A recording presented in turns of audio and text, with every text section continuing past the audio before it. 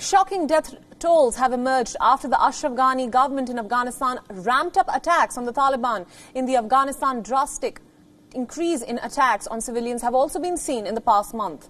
And now the government blames the Taliban. Insurgents, however, hold the government accountable. Our next report has more details.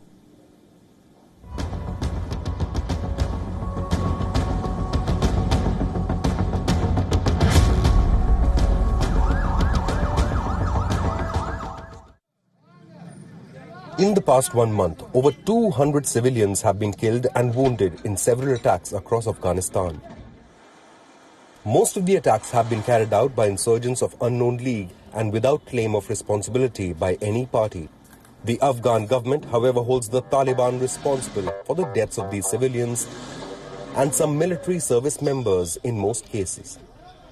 A report published by the United Nations on Monday said that there is a 25% increase in civilian casualties caused by the Taliban compared to the same period last year, and a 38% increase in deaths of civilians at the hands of government and pro-government forces in the same period in 2019. Civilian casualties have been the most controversial in the Afghan war, which is majorly blamed on the Taliban. As the terrorist group always rejected the allegations, experts believe since they are an insurgency outfit and are not abiding by any law, those who strike deals with them, such as the United States, are responsible for not binding the Taliban to halting attacks against the civilians. Doubts are building up on Taliban's will to stop fighting. The belief among Afghans is increasing by the day on Taliban's no interest in ending the war. The prime terrorist group in Afghanistan, the Taliban, have long been accused of ties with Afghanistan's neighbors, especially Iran and Pakistan. It is as commonly talked about among Afghans regarding Taliban pursuing strategic aims of other neighboring countries and not existing as an unconnected outfit that seeks sharing power with the Afghan government. Now that the war orders have been issued again and the war is back on track, people say the Taliban had never ceased fire. And in the wake of the past 3 weeks of incidents, there is no concrete intention among Taliban to put aside their weapons and welcome peace in Afghanistan.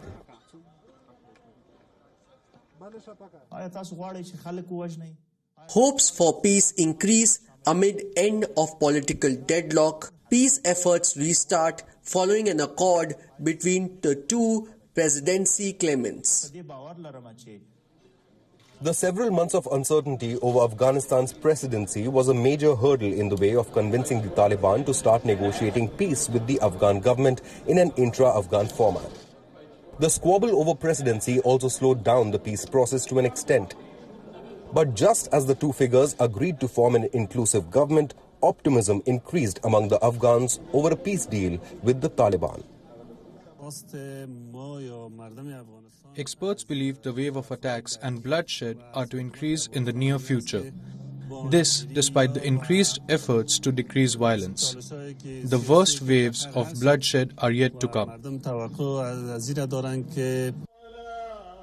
While all parties engaged in Afghan peace and war deals remain optimistic that there will be a decrease in violence in the immediate future, experts on the ground, however, believe that the coming months will be far bloodier. In the past week, at least 300 civilians have been killed and wounded by the Taliban, according to government officials. More than 300 Taliban fighters were also killed in various operations, and this figure keeps rising. The Afghan National Security Council says there is an increase of 288% compared to last week. Afghan citizens fear for their lives more than ever before.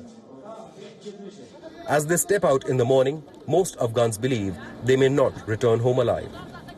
Across Afghanistan in the past 3 weeks, at least 300 Afghans have died and wounded, and the same figure in the military forces. The Afghan National Security Council says that there's a 288% increase in violence in Afghanistan.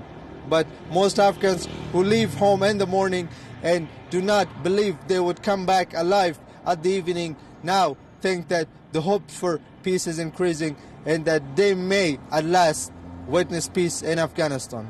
Mustafa Kazemi for WION in Kabul. World is one.